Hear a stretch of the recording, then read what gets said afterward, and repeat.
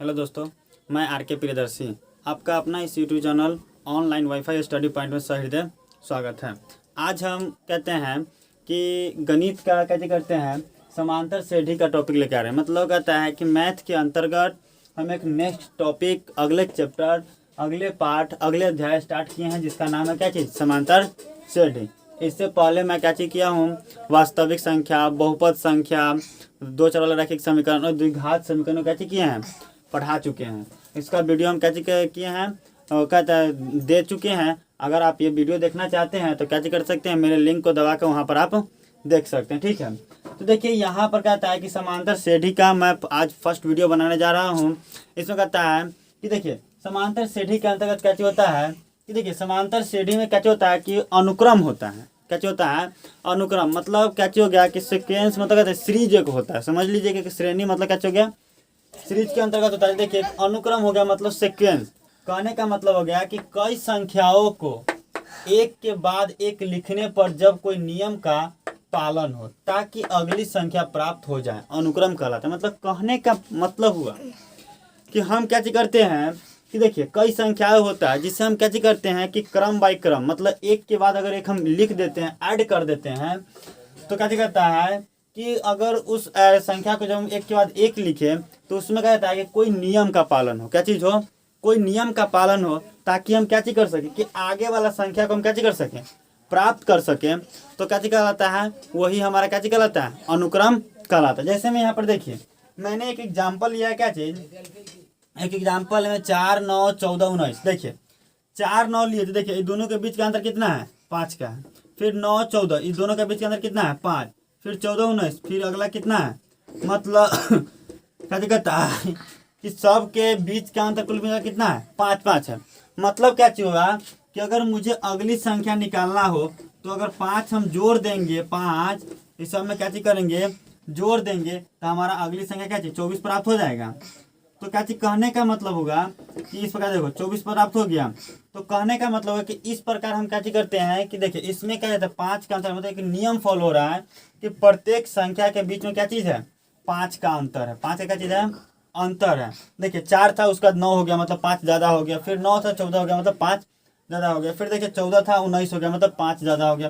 फिर देखिए 19 था 24 हो गया मतलब 5 ज़्यादा हो गया। मतलब कहने का मतलब हो गया कि देखिए एक नियम का पालन कर रहा है कि नहीं कर रहा है, कि 5 5 बढ़ रहा है, ताकि देखिए अब इससे हम कितनों भी संख्या का प्राप्त करने के लिए आसानी से क्या कर सकते हैं, निकाल सकते हैं। अब देखिए दूसरा यहाँ पर देखिए यहाँ पर कितना है, 2a है। कितना है, 2a। अगला में देखिए 2a² हो गया, फिर 2aq हो गया। मतलब कहने का मतलब हो गया कि देखिए दो सब में है, लेकिन देखिए आई में एक एगो है, अगला में क्या गो, 2 गो, फिर अगला में 3 गो। मतलब कहने का मतलब हुआ कि लगातार इसमें बढ़ता जा रहा है। फिर देखिए जो मेरा अगला वाला संख्या बनेगा उसमें क्या हो जाएगा, 2 ए के पावर कितना हो जाएगा, 4 हो जाएगा। ए के पावर कितना हो जाएगा, 4। तो इस प्रकार से आप क्या कर सकते हैं कि आगे के कितनों भी संख्या आपको कहेगा तो आसानी से क्या कर सकते हैं, निकाल सकते हैं। तो ये सभी जितना हुआ ना, ये सभी क्या होता है, अनुक्रम कहलाता है। क्या कहलाता है, अनुक्रम हो गया। अब देखिए अनुक्रम के ही अंतर्गत हम क्या करते हैं, समांतर श्रेणी के बारे में 10th क्लास में स्पेशल हम लोग क्या करते हैं, समांतर श्रेणी पढ़ते हैं। देखिए समांतर श्रेणी के बारे में जानेंगे, जिसको कहते हैं एपी से शॉर्ट नेम से कहते सूचित करते हैं, एपी कहते हैं। मतलब एपी का फुल फॉर्म होता है अरिथमेटिक प्रोग्रेशन होता है। क्या होता है, अरिथमेटिक प्रोग्रेशन होता है। देखिए एपी का फुल फॉर्म क्या होता है, अरिथमेटिक प्रोग्रेशन होता है। ठीक है, AIR अर्थ कहता है अरिथमेटिक, और क्या हो गया, प्रोग्रेशन होता है। देखिए कहने का मतलब हो गया कि एपी का फुल फॉर्म कैसे होता है, अरिथमेटिक प्रोग्रेशन होता है। ठीक है, अब देखिए अरिथमेटिक प्रोग्रेशन होता है। देखिए तो एपी किसे कहते हैं, मतलब समांतर श्रेणी किसे कहते हैं। देखिए समांतर श्रेणी कहने का मतलब हो गया कि देखिए समांतर श्रेणी संख्याओं की एक ऐसी सूची है। मतलब समांतर श्रेणी में क्या होता है, एक सूची होता है, एक अनुक्रम होता है, एक सीरीज होता है, जिसमें प्रत्येक पद अपने पद में एक निश्चित संख्या जोड़ने पर प्राप्त होते हैं, समांतर श्रेणी कहते हैं। देखिए कहता है कि एक निश्चित संख्या को जोड़ते हैं तो कहता है कि एक संख्या मुझे क्या होता है, प्राप्त होता है, तो वही क्या कहलाता है, समांतर श्रेणी कहलाता है। जैसे में देखिए यहाँ पर देखिए 4 था तो 4 और दोनों के बीच कितना हुआ, ऐड 4 हुआ। फिर देखिए इसमें 4, फिर इसमें कितना हो गया 4। मतलब सब में देखिए कि उसके पहले वाले संख्या में हम क्या चीज कर रहे हैं, 4 4 जोड़ते जा रहे हैं ताकि नेक्स्ट संख्या पर। देखिए 4 था तो उसमें 4 जोड़े तो कितना आ गया, 8 आ गया। देखिए 8 था फिर उसमें 4 जोड़े तो 12 आ गया, फिर 12 था फिर उसमें 4 जोड़े तो कितना आ गया, 16 आ गया। तो इस प्रकार अगर आगे की भी संख्या का है तो हम क्या करते हैं, +4 करके आसानी से हम क्या कर सकते हैं, निकाल सकते। अगर 16 में 4 जोड़ देंगे तो मेरा संख्या कितना प्राप्त हो जाएगा, 20 आ जाएगा। कितना आ जाएगा, 20 आ जाएगा। ठीक है, तो इस प्रकार हम संख्या कैसे कर सकते हैं, निकाल सकते हैं। अब देखिए नीचे में भी देखिए ये दोनों के बीच कितना का अंतर है, 2 का, मतलब +2। फिर देखिए 2 और 4 और 6 के बीच कितना, +2 का अंतर। फिर 6 और 8 के बीच कितना का अंतर, +2 का। फिर देखिए इस प्रकार हम क्या कर सकते हैं, आगे भी 2 जोड़ के हम क्या कर सकते हैं, प्राप्त कर सकते हैं। मेरा कितना निकलेगा, 10 निकलेगा। तो मतलब क्या जाता है कि इस प्रकार हम क्या कर सकते हैं, संख्या को कैसे कर सकते हैं, आसानी से प्राप्त कर सकते हैं। इस प्रकार हम कैसे करते हैं कि संख्या कैसे करेंगे, आसानी से प्राप्त कर सकते हैं। तो यही कैसे होता है कि इसी को हम कहते हैं क्या, अरिथमेटिक प्रोग्रेशन कहते हैं।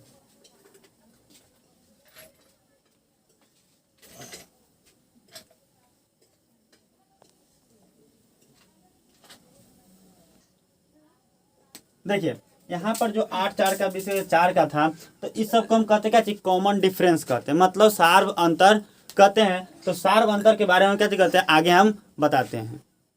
देखिए यहाँ पर क्या हो गया कि सार्व अंतर मतलब कॉमन डिफरेंस। देखिए कहता है कि सार्व अंतर कहने का मतलब हो गया कि देखिए जब एक श्रेणी दिया रहता है ना, तो कहता है कि जब हम किसी पद में से, मतलब मान लीजिए कि कोई श्रेणी दिया हुआ है, तो उसमें कहता है कि जो उससे कहता है कि एक पद लेते हैं, अगर उस पद में से क्या करते हैं कि उसके पहले वाले पद को जब हम क्या करते हैं, घटाते हैं, क्या करते हैं, घटाते हैं, तो हमें जो अंतर प्राप्त होता है वही अंतर क्या कहलाता है, सार्व अंतर कहलाता है। ठीक है, इसे क्या करते हैं कि इसे डी द्वारा सूचित किया जाता है, मतलब स्मॉल डी द्वारा सूचित किया जाता है सार्व अंतर को। देखिए इसके बारे में एग्जाम्पल के तौर पर समझते तो बेहतर तरीके से हमें समझ में आएगा। देखिए एक मैं ले रहा हूँ क्या चीज, 5 हो गया, 10 हो गया, 15 हो गया, ETC। अब देखिए मतलब 15 हो गया, यहाँ तक हो गया। तो देखिए अब हमें क्या देता है कि सार्व अंतर निकालना है, तो डी निकालना है।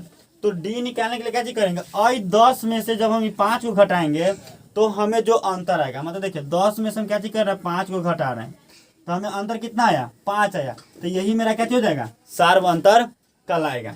ठीक है, तो इस प्रकार देखिए अगर ये मेरा D1 हो, देखिए इसी प्रकार कहता है कि अगला भी हम निकाल सकते हैं। देखिए फिर अगर मान लेते कि इस 2 से ना निकालना है तो क्या कीजिए, 15 लीजिए। 15 में से हम क्या करेंगे, 10 को घटाएंगे, तो फिर मेरा कितना आ जाएगा, 5 आएगा। तो ये मेरा क्या हो जाएगा, सार्व अंतर हो जाएगा। तो कहता है कि इस प्रकार हम क्या करते हैं, सार्व अंतर निकालते हैं। मतलब कहता है कि जब हम कोई एगो पद ले लेते हैं ना, तो उसके पहले वाले पद को जब हम घटाते हैं तो हमें जो अंतर प्राप्त होता है वही अंतर सार्व अंतर कहलाता है। तो सार्व अंतर भी समझ में आ गया। अब देखिए क्या कहता है कि एक नोट है जो बहुत ही इंपॉर्टेंट है। कहने का मतलब हो गया कि सार्व अंतर होता है ना, सार्व अंतर धनात्मक, कहने का मतलब हो गया कि पॉजिटिव, धनात्मक, ऋणात्मक तथा शून्य भी हो सकता है, तथा क्या हो सकता है, शून्य भी हो सकता है। मतलब कहने का मतलब हो गया कि ये नहीं है कि जो सार्व अंतर होगा ना तो सिर्फ धनात्मक ही होगा। कहने का मतलब हो गया कि सार्व अंतर धनात्मक भी हो सकता है, ऋणात्मक भी हो सकता है, तथा शून्य भी हो सकता है। तो चलिए कहता है, आपको कहता है कि सार्व अंतर के बारे में तो विशेष रूप से कहता है कि समझ में आ गया होगा। तो देखिए तो अब हम क्या करते हैं कि किसी समांतर श्रेणी का, आप देखिए समांतर श्रेणी अगर दिया रहा है, कैसे दिया रहा है, समांतर श्रेणी दिया रहा है, तो कहता है कि समांतर श्रेणी के जो कहता है कि एक होता है प्रथम पद होता है। ठीक है, तो किसी भी श्रेणी का जो प्रथम भाग होता है प्रथम पद होता है। देखिए तो समांतर श्रेणी में कहता है कि nवें पद, देखिए किसी समांतर श्रेणी का nवें पद के बारे में जाने, किसी समांतर श्रेणी, किसी समांतर श्रेणी का nवें पद, समांतर श्रेणी का nवें पद ज्ञात करना हो तो, मतलब कहने का मतलब हो गया कि अगर कोई समांतर श्रेणी दिया हुआ है अगर उसका हमें क्या चीज करें, एनवा पद निकालना, क्या पद निकालना है, एनवे पद। ठीक है, तो उसको निकालने का आता है कि एक व्यापक रूप होता है, टी एन बराबर सूत्र होता है A plus N minus one into क्या चीज, डी होता है। मतलब कहने का मतलब हो गया, इसे क्या चीज करते हैं कि टी एन बराबर हो गया A plus N minus one into D. यह सूत्र बहुत ही एमवीवीआई है। इसे कहा जाता है कि कोई भी पद आसानी से निकाला जा सकता है, बशर्ते कब, जब हमें क्या चीज हो, ए मतलब क्या आता है कि प्रथम पद पता हो। ए को हम कहते हैं प्रथम पद, एन को कहते हैं एनवा पद। ठीक है, और डी के बारे में बताइए दिए हैं। डी का मतलब होता है क्या चीज, सार्व अंतर। मतलब डी का मतलब क्या चीज हो गया, सार्व अंतर होता है। ठीक है, तो क्या होता है कि यही होता है कि टी एन बराबर सूत्र होगा क्या चीज, A plus N minus one into D. ठीक है, जहां पर ए क्या चीज होता है, प्रथम पद, एन क्या चीज हो गया, एनवा पद, और डी होगा जो मेरा क्या चीज होता है, सार्व अंतर होता है। ठीक है, ये देखिए टी एन को हम क्या चीज कर सकते हैं, ए एन से भी सूचित कर सकते हैं। अगर ए एन से भी अगर हम सूचित कर रहे हैं या कहीं पर सूचित किया हुआ है तो बनाया हुआ सवाल गलत नहीं हो सकता, क्योंकि टी एन को ए एन से भी सूचित किया जाता है। तो कहता है कि यह सूत्र बहुत ही एमवीवीआई है। यह सूत्र की सहायता से क्या कह सकता है, समांतर श्रेणी के एनवें पद निकालने का कहता है कि मोस्ट फार्मूला है। यह सूत्र आप याद रख लीजिएगा, याद कर लीजिएगा, ताकि क्या करेगा, अगर आपको कोई सवाल बनाना हो तो कहता है आसानी से आप बना सकते हैं। देखिए हम इससे रिलेटेड कहता है कि ये जो सूत्र है ना, इस सूत्र की सहायता पर, इस सूत्र से हेल्प की मदद से हम एक सवाल बनाने जा रहे हैं जो आपको बेहतर तरीके से समझ में आएगा। सवाल क्या चीज है कि किसी समांतर श्रेणी का पहला पद 6 हो, क्या चीज हो, 6 हो, और सार्वंतर कितना हो, -4।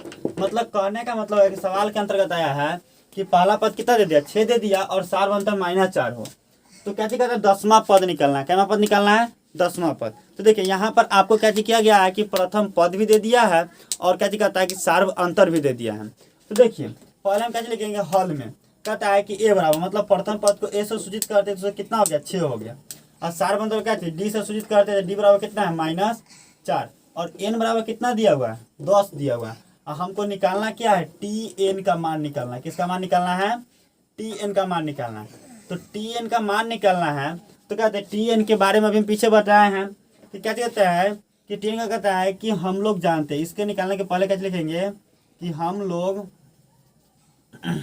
जानते हैं कि, क्या जानते हैं कि टी एन बराबर A plus N minus one into क्या होता है, डी होता है। तो जहाँ पर एन है वहाँ पर एन का मान, जहाँ पर ए है वहाँ पर ए का, और जहाँ पर डी है वहाँ पर डी का मान रखना है। देखिए एन का मान कितना है, 10 है, तो 10 रख दिया। अब ए का मान बताइए, 6 है, फिर यहाँ पर एन का मान कितना, 10 -1, और गुना में कितना आ जाएगा, -4 आ गया।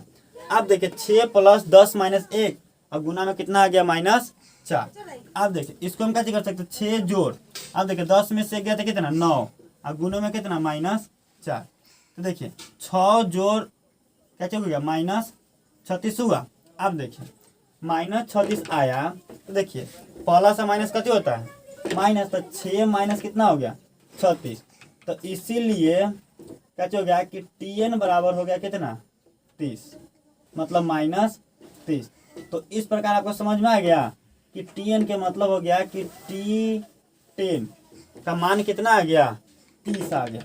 तो कहता है कि इस प्रकार से हम कैसे करते हैं कि इस विधि से सवाल को कैसे करते हैं, हल करते हैं, और कहता है बनाते हैं। ठीक है, तो समझ में आ गया हो गया कि इस विधि से हम सवाल को किस प्रकार कैसे करते हैं, हल करते हैं। अब देखिए हम एक और वीडियो एक और बात बता रहे हैं कि एक टॉपिक है, समझ लीजिए यहाँ पर कि देखिए कैसे कहता है कि इस सवाल तो समझ में आ गया, चलिए सवाल समझ में आ गया, तो एक टॉपिक है कि दो दी गई राशियों का समांतर माध्य, राशियों क्या चीज, समांतर माध्य। देखिए कहने का मतलब हुआ कि क्या चीज हो कि अगर कहीं पर 2 गो राशि दिया हो, क्या चीज दिया हो, 2 गो राशि दिया हो, तो समांतर माध्य निकालना हो। मान लेते हैं कि 2 गो राशि यहाँ पर हम मानते हैं, एक ए है, एगो कथी है, बी है। 2 राशि कौन हो गया, एगो ए एगो बी। अगर ए और बी है तो क्या कहता है कि समांतर माध्य। देखिए समांतर माध्य बराबर सूत्र होता है, समांतर माध्य बराबर सूत्र होता है क्या चीज, ए, मतलब दोनों संख्या का योग बटा में कितना 2 से भाग देंगे तो हमारा समांतर माध्य क्या चीज हो जाएगा, निकल जाएगा। ठीक है, ये सूत्र है। ठीक है, कि क्या होता है कि अगर दो दी गई राशियों का समांतर माध्य क्या चीज निकालना हो तो क्या चीज करेंगे, जैसे मान लिया यहाँ पर कि एगो ए एगो क्या चीज बी, मतलब दो क्या चीज हो गया, तो कहता है कि दो दी गई राशि हो गया, ए और बी क्या चीज दो राशि है, ये दोनों राशि का समांतर माध्य कर रहा है तो क्या हो गया कि a प्लस बी बाई 2, मतलब दोनों संख्याओं को जोड़ देंगे और 2 से भाग देंगे तो वो उसके प्रकार जो मेरा मान निकलेगा वही समांतर माध्य कहलाएगा। जैसे में देखिए मैं दो संख्या एगो 4 मान लिया, एगो कितना मान लिया 6, यहाँ पर दो संख्या कौन है, एगो 4 एगो 6, तो अगर इसका समांतर माध्य का है तो समांतर माध्य बराबर सूत्र क्या चीज होता है, तो समांतर माध्य बराबर होता है दोनों संख्याओं का योग बटा में 2 से क्या चीज भाग, मतलब 4 जोड़ 6 बटा में कितना 2, तो मतलब हो गया कि 10 बटा में कितना 2, तो कटे क्या मरतबे 5 मरतबे, तो इसका आंसर कितना हो गया 5, मतलब समांतर माध्य निकला कितना 5। देखिए तो 6 4 10 बटे 2 तो 10 बटे 2 हो गया, तो 2 को हम काट दिए 5 मरतबे तो 5 आ गया। तो इस प्रकार समांतर माध्य कितना निकल गया 5, मतलब 4 और 6 का समांतर माध्य कितना निकल गया 5। तो इस प्रकार कहता है कि समांतर माध्य भी क्या कर सकते हैं, निकाल सकते हैं। ठीक है, अब देखिए तो कहता है कि ये तो समझ में आपको आ गया होगा कि कहता है कि अगर एनवा पद निकालना हो तो किस प्रकार हम निकालते हैं, अगर दो दी गई राशि होगा अगर उसका समांतर माध्य कहेगा तो कैसे निकालेंगे। ठीक है, तो कहता है कि अगर आपको क्या चीज लगे, अगर यह वीडियो आपको क्या चीज लगे अच्छा लगे तो लाइक कीजिएगा, सब्सक्राइब कीजिएगा और अपने दोस्तों में शेयर भी कीजिएगा। धन्यवाद।